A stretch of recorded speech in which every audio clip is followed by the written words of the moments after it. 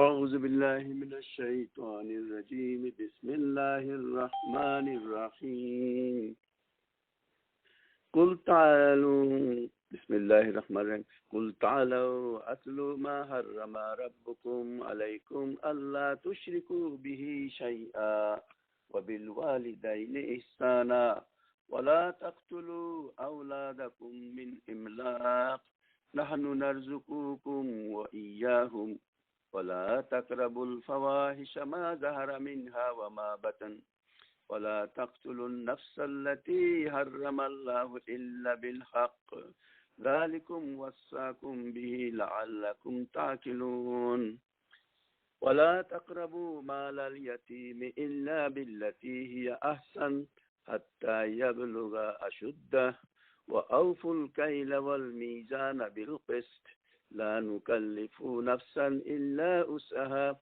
وإذا قلتم فاعدلوا ولو كان ذا قربى وبعهد الله أوفوا ذلكم وصاكم به لعلكم تذكرون وأن هذا صراطي مستقيما فاتبعوه ولا تتبعوا السبل فتفرق بكم عن سبيله ذلكم وصاكم به لعلكم تتقون صدق الله العظيم إن الحمد لله نحمده ونستغفره ونعوذ بالله من شرور أنفسنا ومن سيئات أعمالنا من يهده الله فلا مضل له ومن يضلل فلا هادي له وأشهد أن لا إله إلا الله وحده لا شريك له وأشهد أن محمدا عبده ورسوله أرسله بالحق بشيرا ونذيرا بين يدي الساعة من يطع الله ورسوله فقد رشد ومن يعص الله ورسوله فقد غوى قال الله تعالى في كتابه الكريم إن الله وملائكته يصلون على النبي يا أيها الذين آمنوا صلوا عليه وسلموا تسليما اللهم صل على محمد عبدك ورسولك وصل على المؤمنين والمؤمنات والمسلمين والمسلمات والأحياء منهم وأموات সম্মানিত বোনেরা আসসালামু আলাইকুম ওয়া রাহমাতুল্লাহি ওয়া বারাকাতুহু আমরা যারা এখানে উপস্থিত যারা প্রথম থেকে আমরা শুনি আমরা জানি যে দীর্ঘদিন আমরা সূরা আনআম আলোচনা করে এসে আমরা 151 নম্বর আয়াত থেকে গত সপ্তাহে আমি আপনাদের সামনে আলোচনা করেছি কিন্তু 1.5টা আয়াতের বেশি আমি অগ্রসর হতে পারি নাই। আল্লাহ রাব্বুল আলামিন আমাদেরকে সত্য সঠিকভাবে এই কয়েকটা আয়াত আলোচনা করার তৌফিক দান করেন। হযরত উবাদা ইবনে সামিত রাদিয়াল্লাহু আনহু থেকে বর্ণিত তিনি বলেন যে রাসূলুল্লাহ সাল্লাল্লাহু আলাইহি ওয়াসাল্লাম বলেছেন তোমাদের মধ্যে কে আমার কাছে এই 3টি আয়াতের উপর দীক্ষা গ্রহণ করতে পারো? অতঃপর তিনি কুল তাআলাও আতলু মা হাররামা রাব্বুকুম আলাইকুম এখান থেকে শুরু করে 3টি আয়াত পাঠ করলেন। আয়াত 3টির পাঠ শেষে তিনি বললেন যে ব্যক্তি এগুলোর হক আদায় করলো তার পুরস্কার আল্লাহর কাছে নির্ধারিত হয়ে গেল, আর যে ব্যক্তি এগুলোর আমলে অবহেলা করলো তাকে হয়তো আল্লাহ দুনিয়াতেই শাস্তি দিয়ে দিবেন, আর যদি আল্লাহ তাকে শাস্তি প্রদানে বিলম্ব করেন তবে তা পরকালে ইচ্ছা করলে আল্লাহ তাকে মাফ করতে পারেন অথবা শাস্তি দিতে পারেন। সেই 3টি আয়াত আমি পুনরায় আপনাদের সামনে তেলাওয়াত করেছি, যদিও গত সপ্তাহে অর্ধেক করা হয়েছিল, তারপরেও আমি পুনরায় আলোচনা এই জন্য করেছি যদি কেউ থাকেন তাহলে 2-3 মিনিটে আমি এই কথাগুলিকে রিপিট করি যাতে আমাদের মনে থাকে যে সেখানে আল্লাহ কি বলছিলেন। এবং আমি বলছি যে এটা বলা যায় যে সূরাটার উপসংহার শেষ অংশে এসে পুরা সূরার ভিতরে যা মূল বক্তব্য ছিল সেটাই যেন আল্লাহ এখানে আলোচনা করেছেন। এই জন্য আমরা আজকে শুনবো এবং আবারও পরবর্তীতে নিজেরা এটা পড়বো যাতে আমরা এর সম্পর্কে জানতে পারি। আল্লাহ রাব্বুল আলামিন এই সূরার প্রথমে যে কথা বলছেন কুল হে রাসূল আপনি তাদেরকে বলেন, হে মুহাম্মদ তাদেরকে বলেন তাআলা ওয়াতলু মা হাররামা রাব্বুকুম আলাইকুম এসো আমি তোমাদেরকে শুনিয়ে দেই কি কি বিধিনিষেধ তোমার রব তোমাদের উপর অ্যাপ্লাই করেছেন। এরপর তিনি বলছেন আল্লাহ তুশরিকু বিহি শাইআ আল্লাহর সাথে কাউকে শরীক করো না, এটা 1 নম্বর। এরপরে অবিল ওয়ালিদাইনি ইহসানা, পিতামাতার সাথে সদ্ব্যবহার করবে। ওয়ালা তাকতুলু আওলাদাকুম মিন ইমলাক, দারিদ্র্যের ভয়ে নিজের সন্তানদেরকে হত্যা করো না। নাহনু নারযুকুকুম ওয়া ইয়্যাহুম, আমি তোমাদেরকে খাবার দিই এবং তাদেরকেও দিই। ওয়ালা তাকরাবু আল ফাওয়াহিশা মা যাহারা মিনহা ওয়া মা বাতান, প্রকাশ্য এবং গোপন অশ্লীল বিষয়ের ধারে কাছে যেও না। ওয়ালা তাকতুলুন নাফসাল্লাতী হারামাল্লাহ, আল্লাহ বলছেন যেই প্রাণকে আল্লাহ হারাম করেছেন এমন কোন মানুষকে হত্যা করবে না। ইল্লা বিল হক, হ্যাঁ সত্যতা সহকারে, অর্থাৎ যে 5টি কারণে একটা মানুষকে হত্যা করা যায় সরকারিভাবে সেই আলোচনা এখানে আসছিল। যালিকুম ওয়াসাকুম বিহি লাআল্লাকুম তাকিলুন, বলছেন আল্লাহ এই বিষয়গুলি তোমাদের নির্দেশ দিয়েছেন সম্ভবত তোমরা ভেবে চিন্তে কাজ করবে। এই ছিল 51 নম্বর আয়াত। 52 নম্বর আয়াত যেটা ছিল, আল্লাহ বলছেন কন্টিনিউটি, ওয়ালা তাকরাবু মাল আল ইয়াতীম, তোমরা ইতিমের সম্পদের ধারে কাছে যেও না, ইল্লা বিল্লাতি হিয়া আহসান, তবে উত্তম পদ্ধতিতে যেতে পারো। হাত্তা ইয়াবলুগা আশুদ্দাহু, যতক্ষণ না সে ম্যাচিউর হয়।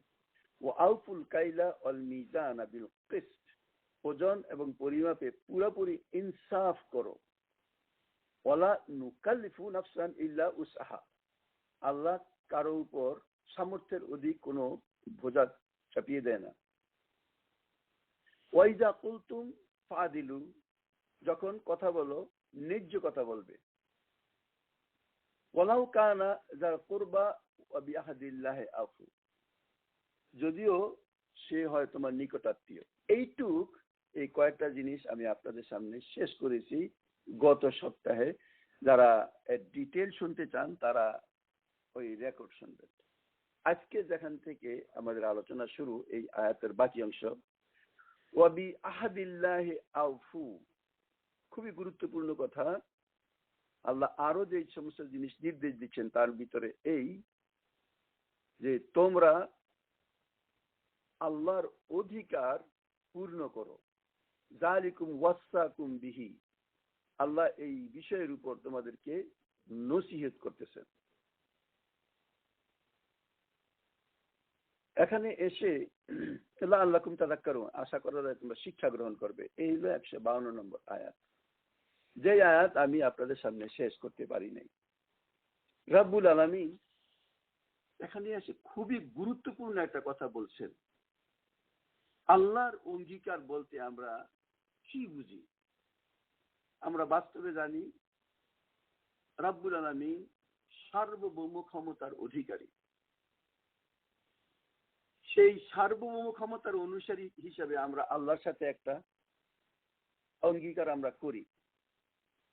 আবার এই দুনিয়ার বুকে চলতে গেলে আমরা বিভিন্ন মানুষের সাথেও কিছু কিছু অঙ্গীকার করি।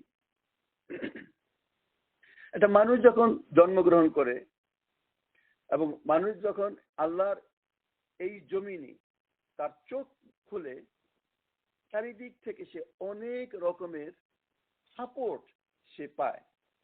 বাস্তবে দেখি আল্লাহ রাব্বুল আলামিন এই পরিবেশকে এরকম ভাবে সাজিয়ে রেখেছেন যে এই যদি না হতো তাইলে মানব শিশু সার্ভাইভ করতে পারতো না।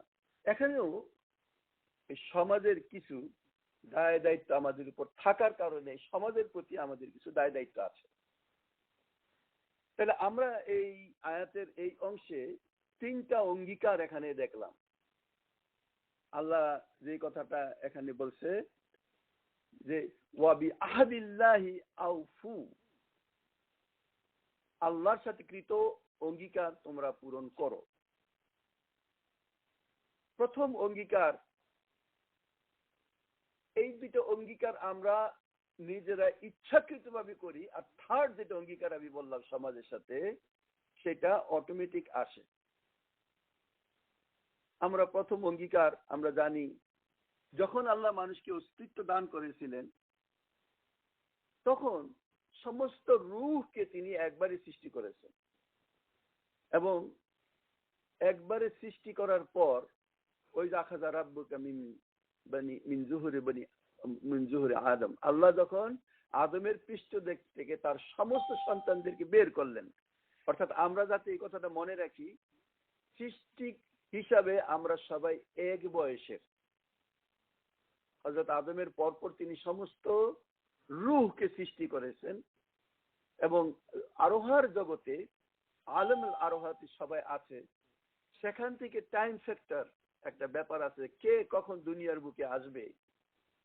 সেই অনুসারে আমরা জানি যে যখন মায়ের পেটে 120 দিন হয়, তখন আল্লাহ রাব্বুল আলামিন ফেরেশতাকে আদেশ দেন, তিনি একটা রূহকে, যা তার জন্য নির্ধারিত, যে বাপ মা নির্ধারিত, তার ওই ফিটাসের ভিতরে এসে ফুঁকে দেয়, এবং বাকি 5-6 মাস মায়ের পেটে থাকে, এরপরে দুনিয়ায় আসে।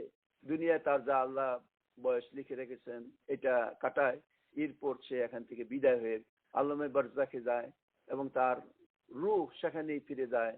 যে তাওয়াফাকুম মালাইকাতুল্লাযী উকিলা বিকুম সুম্মা ইলা রাব্বিকুম তুরজাউন, তোমাদের জান কবজ করে ওই ফেরেশতা যাকে সেই কাজের দায়িত্ব দেওয়া হয়েছে, এরপর সে তার কাছে ফিরে যায়।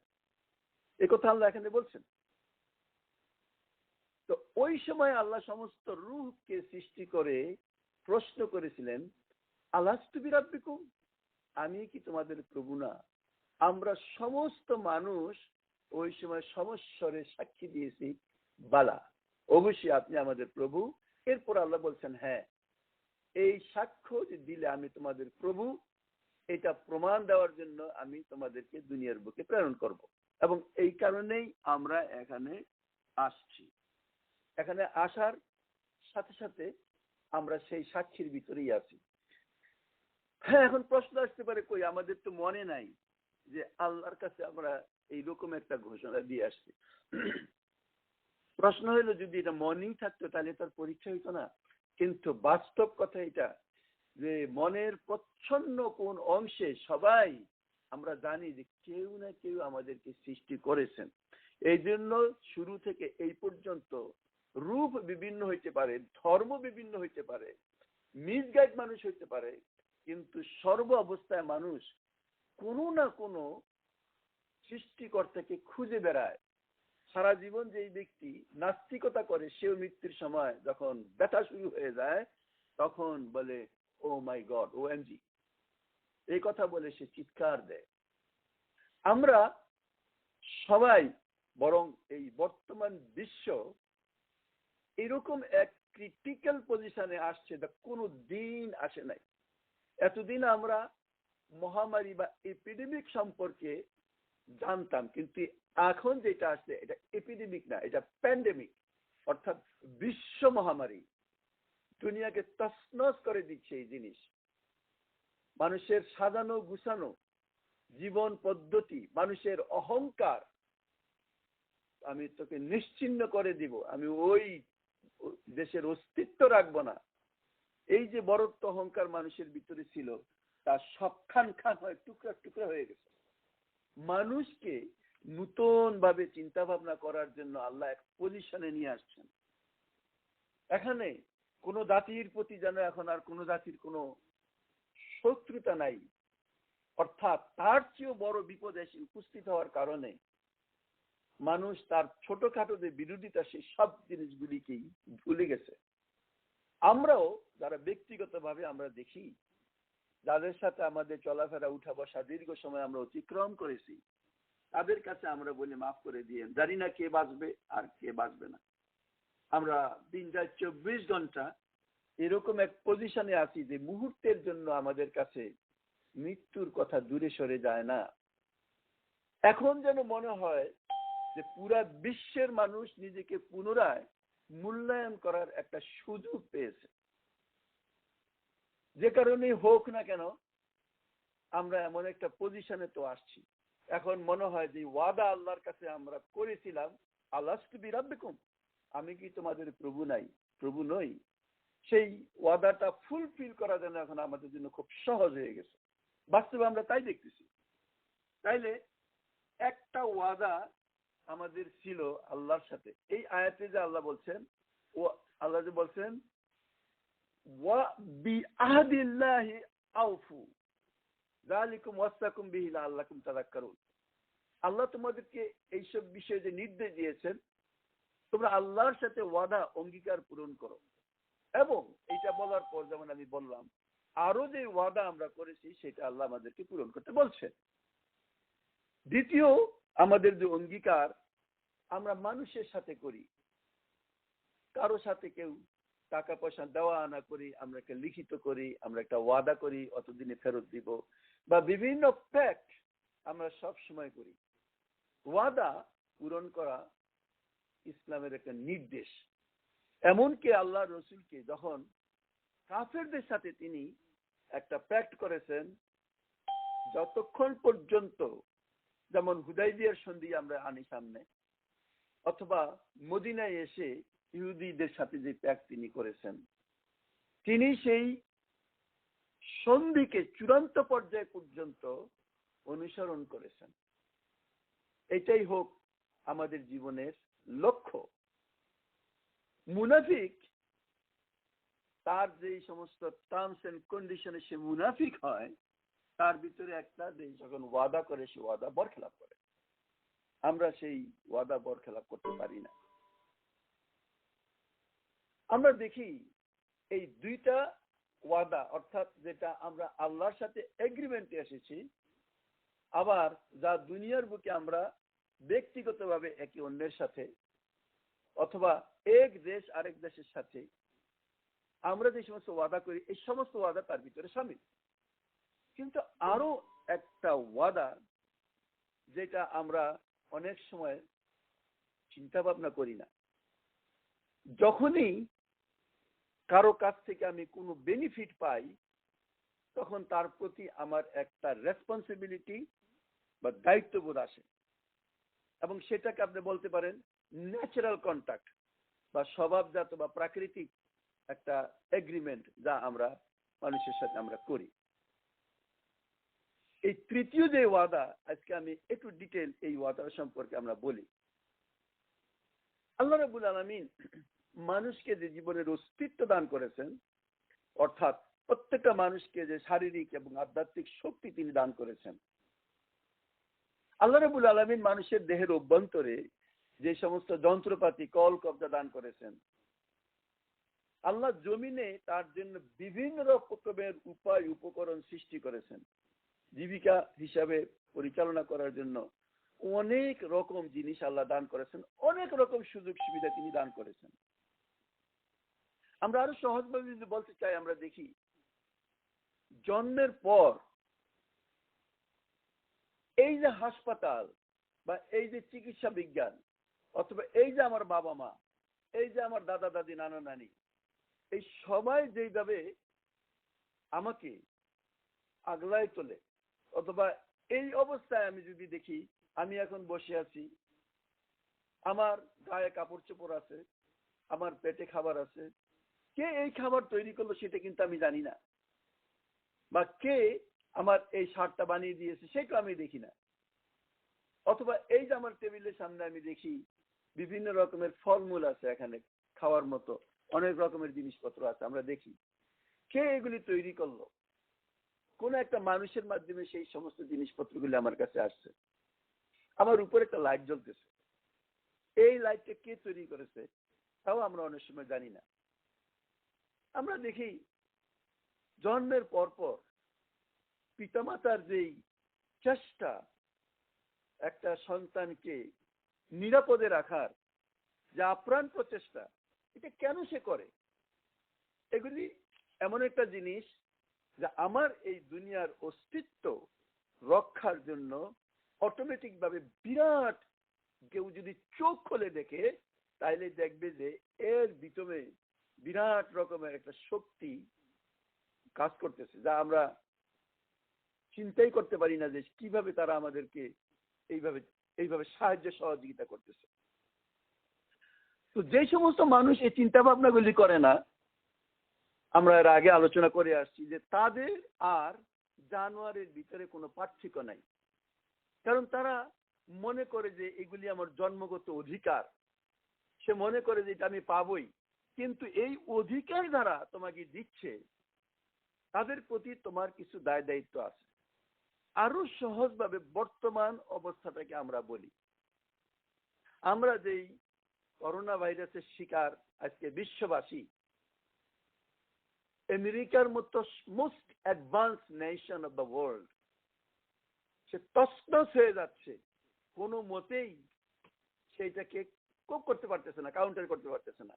গতকালকে 24 ঘন্টায় 1942 জন মানুষ এখানে প্রাণ হারিয়েছে, কিন্তু তাকে ফেস করার কোনো ক্ষমতা নাই।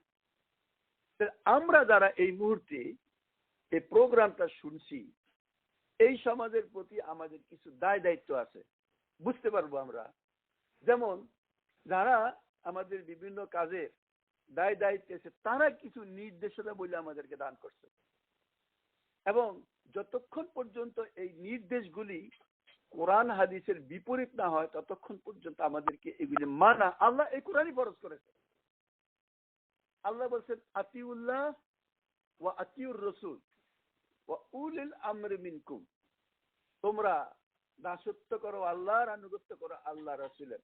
ওয়া উলিল আমর মিনকুম, এবং তোমাদের যারা কর্তৃত্বশীল দায়িত্বশীল। আয়াতটা এরকম, ফাইন তানাজাতুম ফি শাইইন ফারুদ্দুহু ইলাল্লাহি ইলার রাসূল, কোনো ব্যাপারে যদি তোমার মনের ভিতরে খটকা লাগে, তাইলে সেটাকে ফয়সালা করার জন্য আল্লাহ এবং তার রাসূলের দিকে ফিরিয়ে দাও। ইন কুনতুম তুমিনুনা বিল্লাহি ওয়াল ইয়াউমিল আখির যালিকা খায়রুন ওয়া আহসানু তাওয়িলা, যদি তোমরা বিশ্বাস করো আল্লাহ আখিরাত, এবং মনে রেখো এটাই তোমাদের জন্য উত্তম। যতক্ষণ পর্যন্ত এখানকার যারা আমাদেরকে পরিচালিত করতেছে, অবশ্যই আমরা কোনো না কোনো অ্যাডমিনিস্ট্রেশনের আন্ডারে আছি। আমরা যারা এখানে আমেরিকায় আসছি, ভিসা নেওয়ার সময় দাঁড়িয়ে আমাদেরকে একটা ফর্ম দেওয়া হয়েছে, সেখানে কিছু এগ্রিমেন্ট আমরা করেছি। এই দেশে যারা সিটিজেন, তারা শপথ নিয়েছেন, কোনো একটা এগ্রিমেন্ট করেছেন, তারা একবার সবাই সেটা জানি। সেটা হলো এখানকার আইন কানুন আমরা মেনে নিব। এবং সত্যি কথা কি, এখানকার কোনো আইন কানুন মানা আমি আজ পর্যন্ত পাই নাই যা কোরআন হাদিসের সাথে কন্ট্রাডিক্ট করে। এখানে মদ চলতে পারে, পর্ক বা শুকুরের গোশত খাইতে পারে, ওরা খাক, কিন্তু আমাকে খাইতে বাধ্য করে না। আমি ইচ্ছা করলেই হালাল খাবারের উপর থাকতে পারি, কিন্তু আমি এখনো পর্যন্ত এমন কিছু খুঁজে পাই নাই যে তারা আমাকে নির্দেশ দিচ্ছে যাতে আমি কোরআন এবং হাদিসের দিকে ফিরাই দিলে সেটা আমি মানতে পারি না। এরকম কোনো কিছু তারা করে নাই, আমাকে নামাজে বাধা দেয় না, কোনো কিছু করে নাই। কিন্তু এখন বর্তমান পরিস্থিতির কারণে তারা একটা নির্দেশ দিল যে না, প্রত্যেককে অন্তত পক্ষে 6 ফিট দূরে থাকতে হবে। কারণ যেই বিপদ আমাদের সামনে আল্লাহ পরীক্ষা হিসেবে দান করেছেন, এইটাও একটা বিরাট বড় পরীক্ষা। সেই পরীক্ষায় দেখা যাচ্ছে যে এইটা দামটা ছড়াচ্ছে যদি মানুষের কন্ট্রাক্টে আসে, অন্য কোনো ভাবে না। তাই এইটাকে কাউন্টার করার জন্য যদি যারা আমাদেরকে পরিচালিত করেন, তারা যদি নির্দেশ দেন যে এই মুহূর্তে তোমরা ঘরে নামাজ পড়ো, তোমরা এই মুহূর্তে বাজারে যেও না, তোমরা এই মুহূর্তে কাজ করবে না, কিন্তু আবার সেই সাথে আপনি দেখেন ওয়েলফেয়ার স্টেট হিসেবে প্রায় সবগুলি দুনিয়ার মানুষকে নেক্সট যতদিন পর্যন্ত রাষ্ট্রের সামর্থ্য আছে তারা খাওয়ানোর চেষ্টা করতেছে। তাহলে এই ন্যাচারাল একটা আহাদ বা একটা কন্ট্রাক্ট নেচারের সাথে আমাদের আছে, বা এখানে এই সরকারের সাথে আমাদের আছে, এইটাও মানা মনে রাখবেন ততটাই ফরজ। এখন বাংলাদেশে আমরা দেখি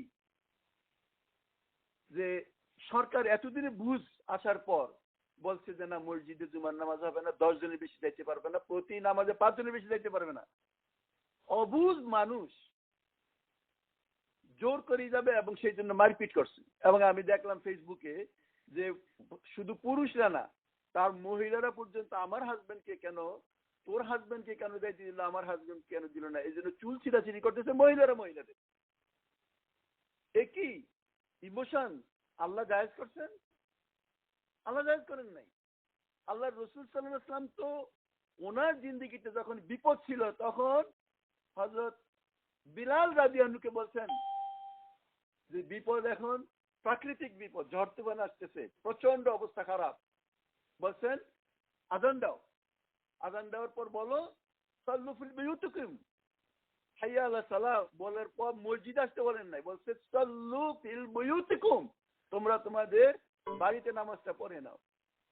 আর এখনো যদি সেই সম্পর্কে এই কথাটা বলা হয়, তাহলে আমরা এই নেচারের সাথে, আমরা এই বড় শক্তির সাথে ব্যক্তিগতভাবে না বা আল্লাহর সাথে তো আছেই, সেটারই অংশ হিসাবে এই প্রকৃতির সাথে আমাদের যে এগ্রিমেন্ট, এইটাও মানা এই আয়াত আমাদেরকে বাধ্য করেছে। সুতরাং আমরা দেখি, যে ব্যক্তি আল্লাহর সাথে অঙ্গীকার করে তা ভেঙে ফেলে, আল্লাহ তাকে সংযুক্ত রাখার জন্য যে কথা বলছেন, আমরা দেখি সূরা বাকারার শুরুতেই, ওয়ান কুদনা মাহাদাল্লাহ ওয়াসবির ফিল আরদি ফাসাদ, দুনিয়ার বুকে তারা ফাসাদ সৃষ্টি করে। সূরা বাকারার একবারে প্রথম দিকের এই আয়াতই, সম্ভবত সূরা বাকারার 27 নম্বর আয়াত, এখানেও আল্লাহ ঠিক সেই কথাটাই বলছেন যে এই জিনিসকে আল্লাহ রাব্বুল আলামিন মেনে নেওয়ার জন্য আমাদের উপর ফরজ করেছেন। আমাদের প্রত্যেককেই নেচারের সাথে আমাদের যে সম্পর্ক, সেটা মানতে হবে। এর ভিতরে আরো অনেক জিনিস আছে। আমরা এই নেচারের প্রতি এমন কিছু করতে পারবো না যা অন্যদের ক্ষতির কারণ হয়ে থাকে। আমার প্রয়োজনের অতিরিক্ত বেশি আমি ধ্বংস করতে পারবো না, কিন্তু মানুষ এই জিনিস করে। আল্লাহ তাকে যে লাইফস্টাইল দান করেছেন, সেটা যখন ভুলে যায়, তখন সে সমাজের বুকে অনেক রকমের বিপর্যয়ের সৃষ্টি করে।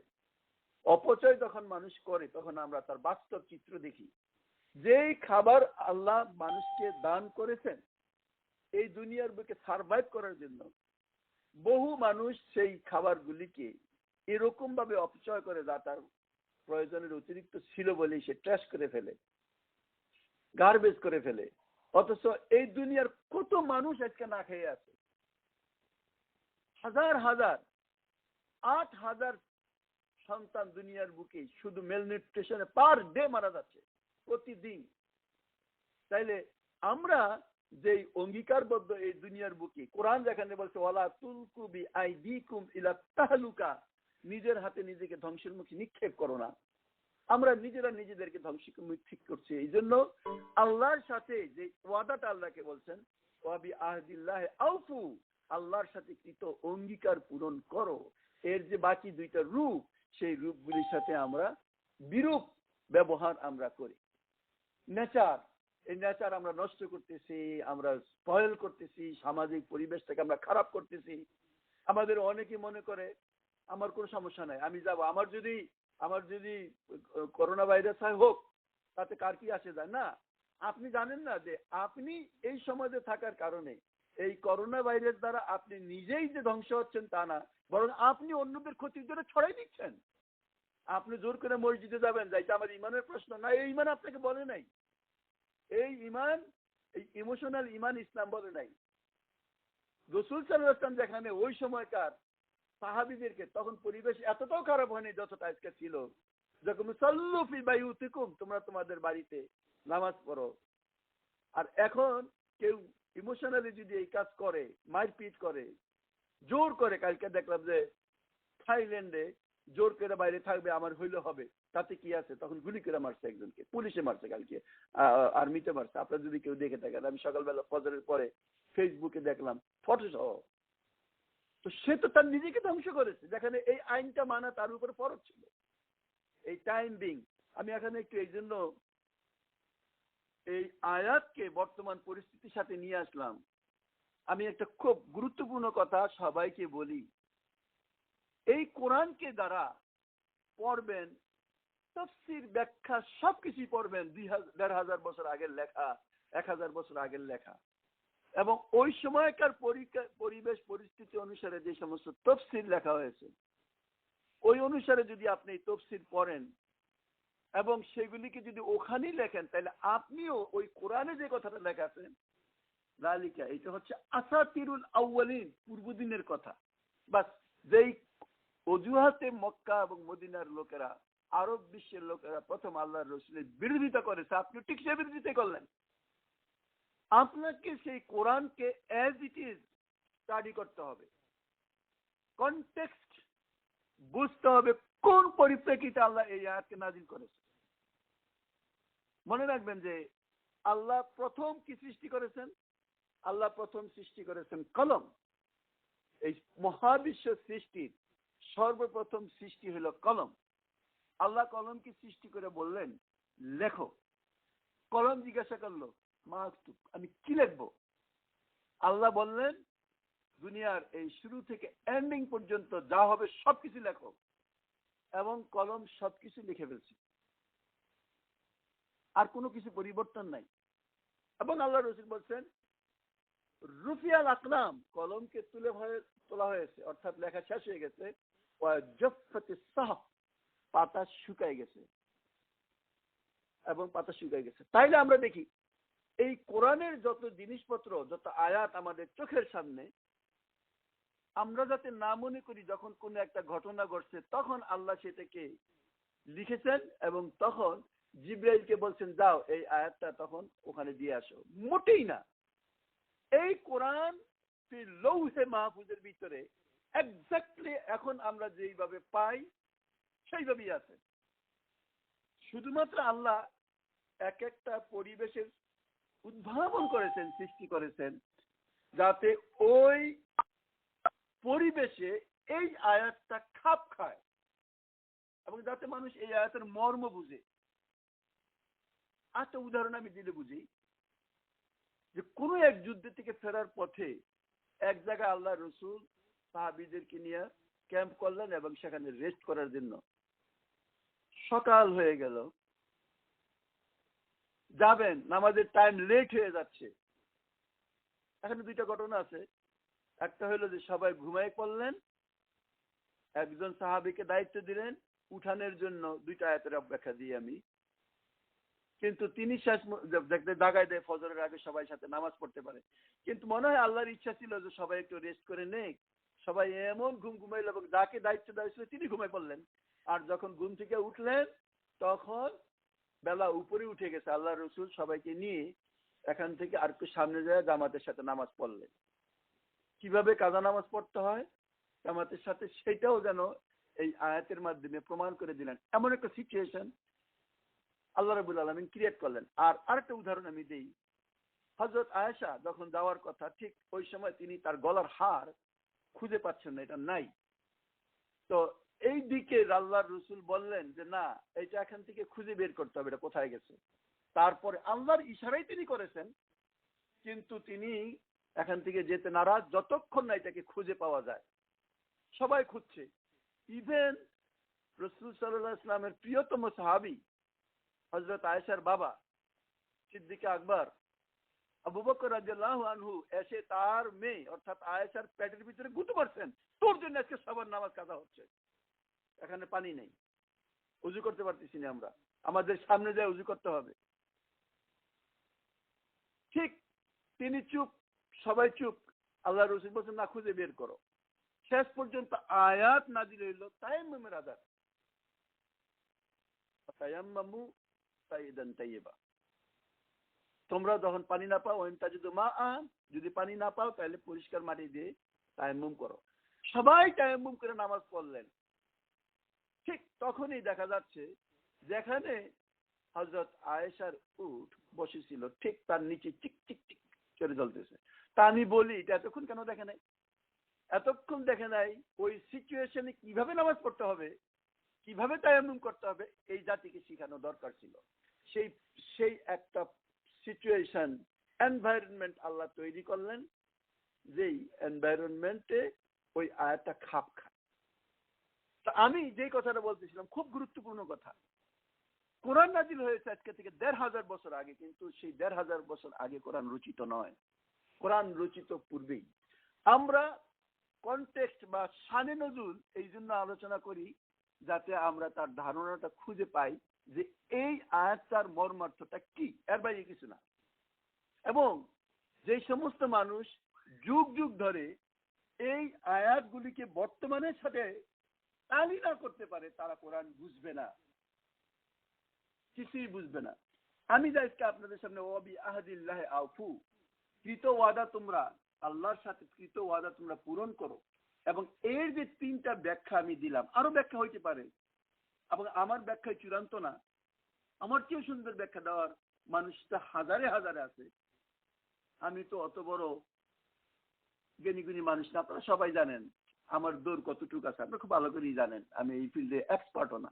কিন্তু আমি যে কথাগুলি বললাম সেই কথাগুলি তো কোরআন হাদিস ভিত্তিক, এবং কোরআন দিয়ে আমি বললাম একটা আল্লাহর সাথে কৃত ওয়াদা যে আমি তার দাস, তিনি আমার প্রভু, তার সমস্ত আদেশ আমার শিরোধার্য, মানতেই হবে। আল্লাহ আল্লাহুল খালকাল আমার, সৃষ্টি যার আইনটার, এইটা একটা কথা। আর আল্লাহ রাব্বুল আলামিন এই দুনিয়ার বুকে টিকে থাকার জন্য বিভিন্ন মানুষের সাথে যে কন্ট্রাক্ট আমি করি, দেওয়া নেওয়া আসা, এগুলি আমাদেরকে মানতে হবে। তৃতীয় যে জিনিসটা আমি বলছি, নেচারের সাথে বহু জিনিস আমি জড়িত। এই দুনিয়ার বুকে সার্ভাইভ করার জন্য আমাকে বিভিন্নভাবে বিভিন্ন জিনিস আমাকে মানতে হয়, বুঝতে হয়। তার উদাহরণ হিসাবে আমি বললাম যে এই সমাজের বিভিন্ন জিনিসকে রক্ষা করা আমার এই দায়িত্বের ভিতরে একটা এগ্রিমেন্ট আসে। আরো এগ্রিমেন্ট আছে, আমি বলি আরো সহজ করে বোঝানোর জন্য, যে আল্লাহ কোরআনে বলছেন কুনতুম খায়রা উম্মাতিন উখরিজাত লিন-নাস, তোমরাই শ্রেষ্ঠ জাতি, মানব জাতির মুক্তির জন্য তোমাদেরকে আমি সৃষ্টি করেছি। তারপরে কি বলছেন, তা'মুরুনা বিল মারুফ ওয়া তানহাউনা আনিল মুনকার, সৎ কাজের আদেশ দিবে এবং খারাপ কাজ থেকে মানুষকে দূরে রাখবে। এটা আল্লাহর থেকে আমাদের উপর একটা এগ্রিমেন্ট যে আমরা এটা করব। আজকে এই কাজটা না করার কারণে, সৎ কাজের আদেশ না দেওয়ার কারণে, খারাপ কাজ থেকে মানুষকে বিরত না রাখার কারণে আমরা সবাই তাই সেই ঝামেলার মধ্যে পড়ছি। আমরা মাঝে মধ্যে দেখলে অবাক হয়ে যায়, আমরা এখানে যারা শুনছি সব তো কেউ বাংলাদেশ থেকে শুনতেছেন, কেউ এখানে বসে তার নারীর টান বাংলাদেশি আছে, সেখানকার খবরের সাথে আমরা সবসময় জড়িত থাকি। আমরা দেখলাম কালকে এই পরিবার যত চাল চোর ধরা পড়ছে, এত সংখ্যক করোনার রোগীও ধরা পড়ে নাই। এটা কেন হইলো? এটা এই জন্য হইলো যে আল্লাহর সাথে ওয়াদা, তিনি যে নির্দেশ দিচ্ছিলেন মানুষকে সৎ পথে রাখা এবং খারাপ পথ থেকে দূরে রাখার যে দায় দায়িত্ব আমরা পালন করি নাই বলেই সমাজের বুকে নিকৃষ্টতম ব্যক্তিবর্গ একত্রিত হয়ে সেই কাজ করছে। এবং এই কথা কোরআনে বলছেন যে দুনিয়ায় সৃষ্টি করছি আমি পরীক্ষা করার জন্য, যাতে আমি খবিশদেরকে খবিশদের সাথে স্তূপ করতে পারি, এবং স্তূপ করার পরে স্তূপ যখন একটা পরিমাণে আসে তখন ইয়ার কামুফি জাহান্নাম, একবারে জাহান্নামে ধাক্কা দিয়ে ফেলে দিতে পারি। আর নেক বান্দাদেরকে তার পুরস্কার হিসেবে জান্নাত আমি দিতে পারি। This is the purpose. কিন্তু বাস্তব জীবনে আমরা দেখি যখন এই নিকৃষ্টতম লোকজন, চোর, বাটপার, ঘুষখোর, সুদখোর, শুধু মানুষের ধন সম্পদ হরণকারী, এই সমস্ত লোকদের সংখ্যা যখন বেশি হয়, এবং মনে রাখবেন যেই জিনিসের বাজারে মানে যেই জিনিসের কাটতে বেশি, সেই জিনিসই বাজারে আমদানি হয়। অর্থাৎ যেই সমাজে অশ্লীল খারাপ জিনিস চলবে বেশি, সেই সমাজের সবকিছু সেইভাবে রূপান্তরিত হবে। তার শাসক থেকে শুরু করে বিভিন্ন জায়গায় যারা প্রতিষ্ঠিত, যে সমস্ত লোকজন যাকে ভালোবাসবে সেই রকম লোকই সেখানে আসবে। এইটাই নেচার। যেই জাতের আম মানুষ বেশি পছন্দ করে, সেই জাতের আমই বাজারে বেশি উঠবে। মানুষ সেই জাতের, এখন আমের দিন আসছে সেই জন্য বললাম বাংলাদেশে, সেই জাতের আমের চাষই মানুষ বেশি করবে, যেটা চলবে বেশি। ফসল যেটার বাজারে হাইয়েস্ট দাম হবে সেইটাই মানুষ করবে, অন্যটা করবে না। এইটাই নেচার। ঠিক এই সমাজ যখন কলুষিত হয়ে যায়, এই সমাজ যখন নিকৃষ্ট লোকদেরকে পছন্দ করে, তখন নিকৃষ্ট লোকই সেখানে জন্মগ্রহণ করে। এইটাই একটা নেচার। আর এই সমাজ যখন ভালো এবং মানে ভালো জিনিসকে পছন্দ করবে, সম্মান করবে, ইজ্জত দিবে, তখন সেখানে ভালো মানুষেরই সমাবেশ হবে। এইটাই নেচার। আমি অনেক দূর পর্যন্ত চলে গেছি, কিন্তু এই আয়াত আমাদেরকে দায়িত্ব, আমরা দুনিয়ার বুকে আল্লাহ কি বলছেন, ইন্নী জাইলুন ফিল আরদি খলিফা, তিনি দুনিয়ার বুকে আমাদেরকে খলিফা করে সৃষ্টি করেছেন।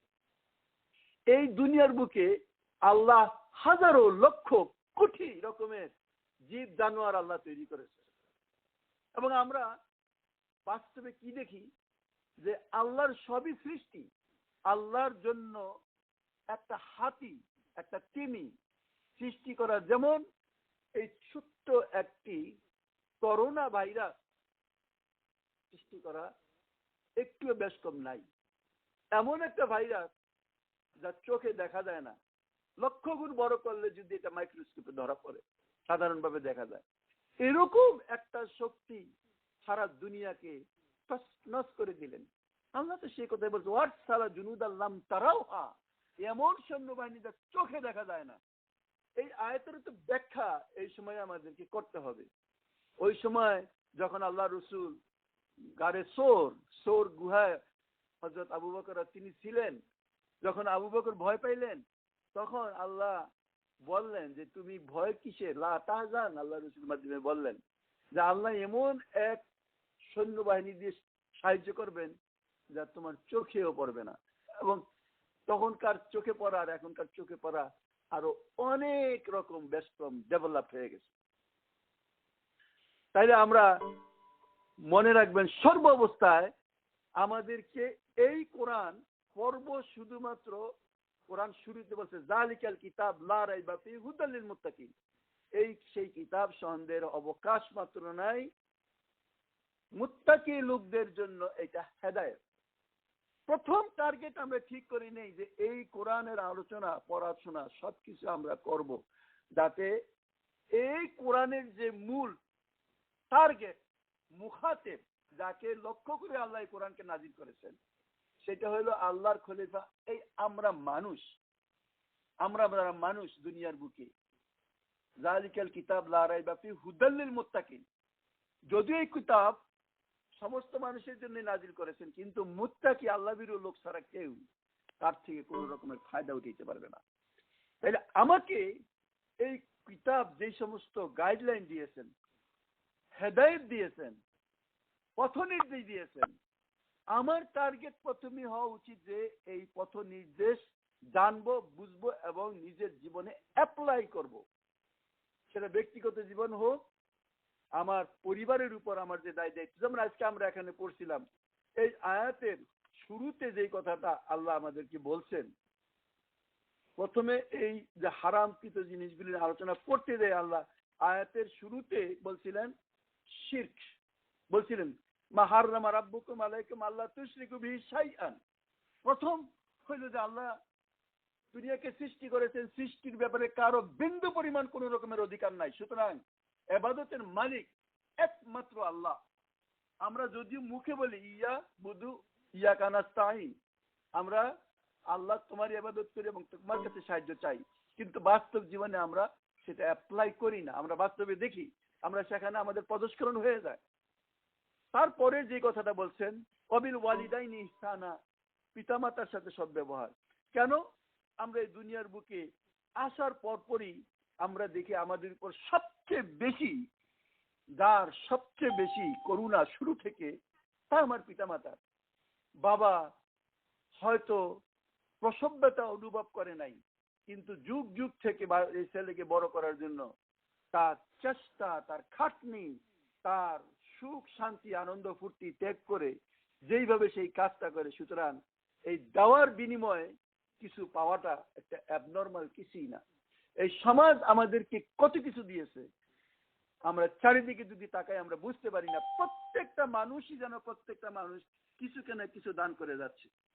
ওই যে ফেরিওয়ালা আজকে তার মাথায় শাকসবজি নিয়ে বাড়ির ঘরে দরজায় এসে ডাক দিচ্ছে, আমরা কি মনে করি তাকে? আল্লাহ একটা ব্যবস্থা তার জন্য করেছেন, আমাদের জন্য করেছেন। আর না হয় কি আমরা গ্রামে গঞ্জে যাই সে সবজি আনতে পারতাম? আমি ঢাকা শহরের লোকদেরকে বলছি, আজকে তারাও আপনার কথা শুনতেছেন। তাহলে এই যে ফেরিওয়ালা আমার দরজায় এসে ডাক দিল, তার প্রতিও আমার একটা রেসপন্সিবিলিটি আছে, একটা এগ্রিমেন্ট আছে। এই মিসকিন এই কষ্ট করে মাথায় করে সেই টুকরিটা নিয়ে আসলো, তার কাছ থেকে সেই সবজিটা আমি কিনবো, এত দামাদামি করার কি আছে? একটু 2 পয়সা বেশি দিলে কি হয়?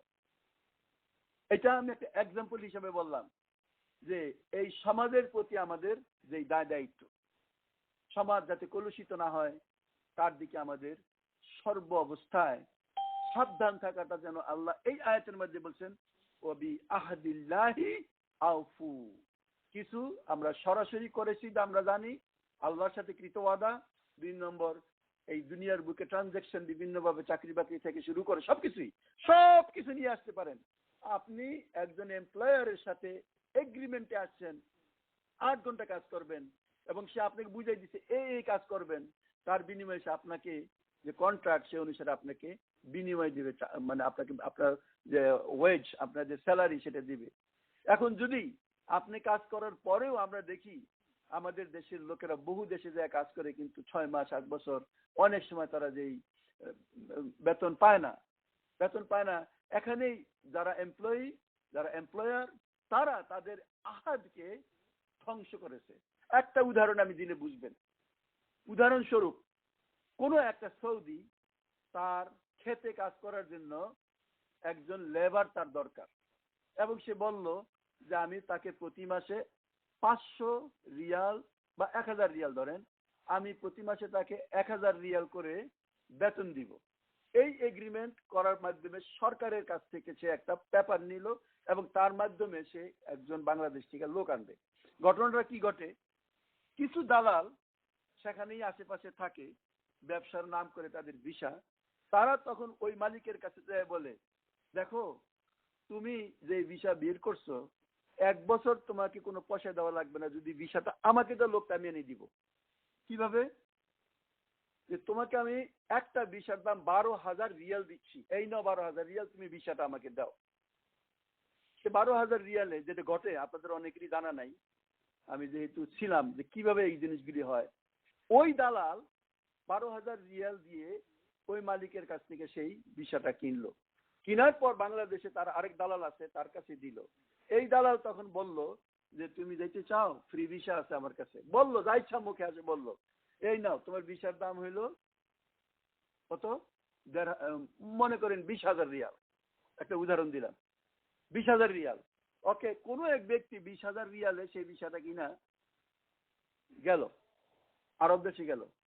যাওয়ার পর সে তো মনে করে আমি এখন কাজ করি আমার পয়সা দিই না কেন, এর পিছনে কিছু লোক যেই কাজটা করছে ওই বাড়ি ওই সেই জমির মালিক মনে করতেছে আমি তো এই ভিসা পয়সা মানে অলরেডি পাইয়েই গেছি, এটা তো আমার তার বেতন মানে যেটা পাওয়ার আমি পাইয়েই গেছি, সুতরাং ভিসা বিক্রি করে সেই পয়সাটা নিয়ে নিছে, সুতরাং সে আর 1 বছর তাকে পয়সাই দেয় না। এই এগ্রিমেন্টের ভিতরে যায় দেখা যায় যে ওই ব্যক্তি কাজ করে আর পয়সা পায় না, আর মাঝে থেকে এই যে ফরিয়া পার্টি তারা অন্যায়ভাবে হারামভাবে পয়সাটা খাওয়ার পর সেই ব্যক্তি তখন দেখা যায় তারা ওয়েজ পাচ্ছেন।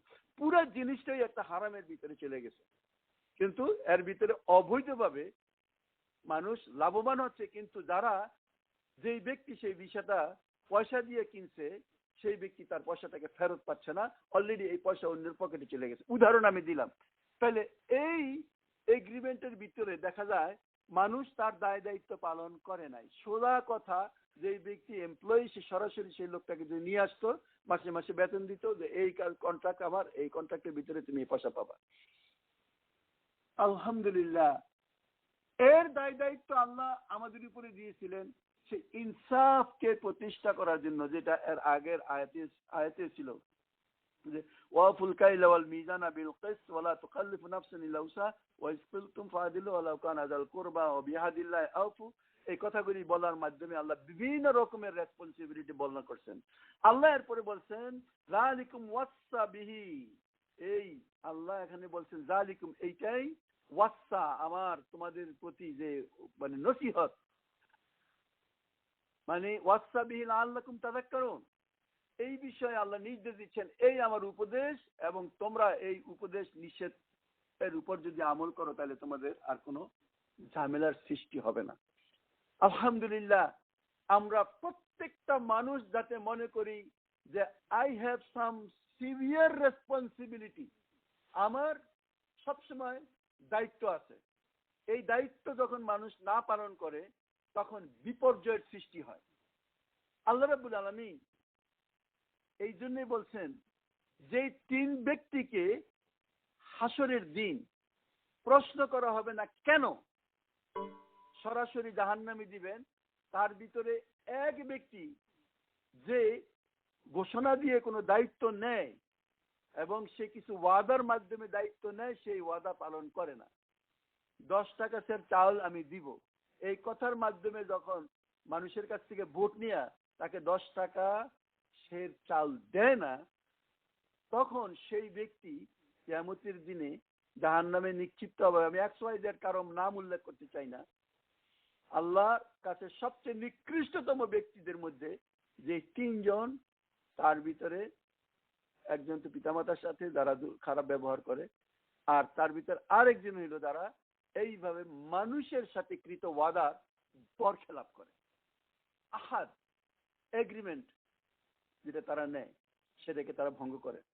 আল্লাহ রাব্বুল আলামিন আমাদেরকে বুঝার তৌফিক দান করেন।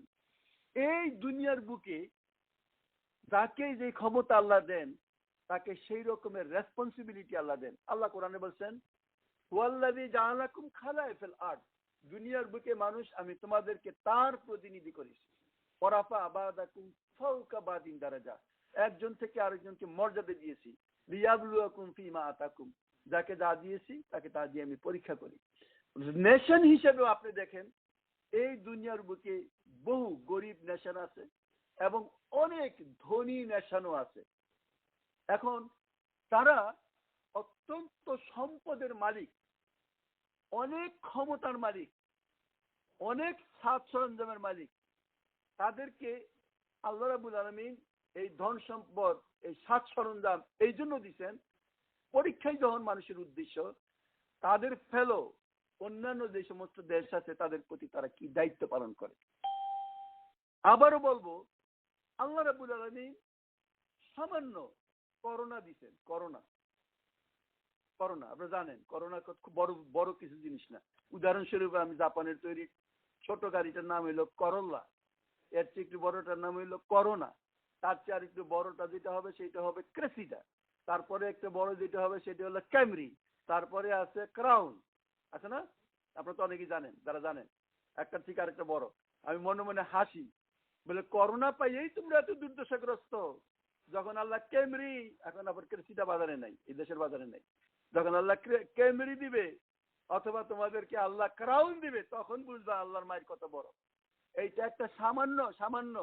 আল্লাহ বলছেন, যাহারাল ফাসাদা ফিল বাররি ওয়াল বাহরি বিমা কাসাবাত আইদিন নাস, জলের স্থলে যে বিপর্যয়ের সৃষ্টি হয়েছে এটা মানুষের হাতের কামাই।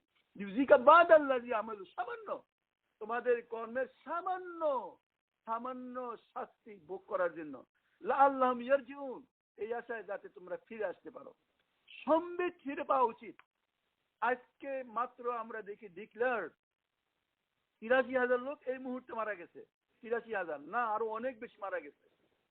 আমরা দেখি প্রায় ১.৫ মিলিয়ন, প্রায় ১৫ লক্ষ মানুষ এফেক্টেড। নো, আরো ১৫ লক্ষ ধরে রাখেন যারা প্রকাশ করতেছে না, সার্ভাইভ করার চেষ্টা করতেছে, কারণ যাওয়ার পরে আরো বেশি বিশৃঙ্খলার সৃষ্টি হচ্ছে। তো এই তো কিছুই না দুনিয়ার মানুষের। হয়তোবা এইটা নেক্সট ৬ মাসও চলতে পারে। নট আল্লাহকে, আল্লাহ মাফ করুক, আল্লাহর কাছে আমরা ক্ষমা চাই, আল্লাহ আমাদেরকে ক্ষমা করে দেখ। কে জানি বলতেছিলেন এনাফ ইজ এনাফ, একজন বলতেছিলেন আজকে, আমি শুনতেছিলাম, ডিসকাস করতেছে, আমার মোবাইলটা খোলা ছিল। Enough is enough, what is the definition of that enough? What is the definition of that enough? এইটা তো আমরা এনাফ নির্ভর করে, এটা একটা রিলেটিভ ব্যাপার। যখন দেখা যাবে যে অন্তত পক্ষে ১ মিলিয়ন ১০ লক্ষ লোক মারা গেছে, তখন আমরা এই আজকের সময় যেখানে ৮০,০০০ মানুষ মারা গেছে বলছি, আমরা বলবো এটা তো কিছুই হয় নাই, ইট ওয়াজ নাথিং, নাথিং। এটা আমাদের কাছে অনেক বড় হয়ে দেখা গেছে।